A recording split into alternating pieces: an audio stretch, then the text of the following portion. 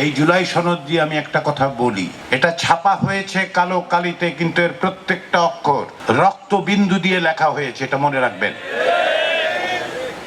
আপনার ভাইয়ের, আমার ভাইয়ের, আমাদের সকলের, প্রত্যেকের ভাই বোন সন্তানের রক্তে তৈরি করা হয়েছে জুলাই সনদ। এইটা যে কোনো মূল্যে রক্ষা করার দায়িত্ব আমাদের সকলের।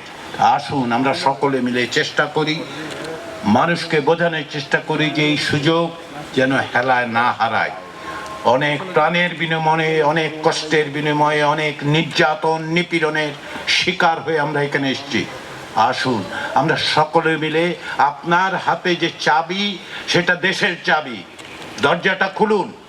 সামনে এক অপরিমেয় সম্ভাবনার বাংলাদেশ, যেখানে আমরা সকলে মিলে চেষ্টা করব একটা ইনসাফ ভিত্তিক, জবাবদিহিমূলক, গণতান্ত্রিক ব্যবস্থা যেন তৈরি করা যায়।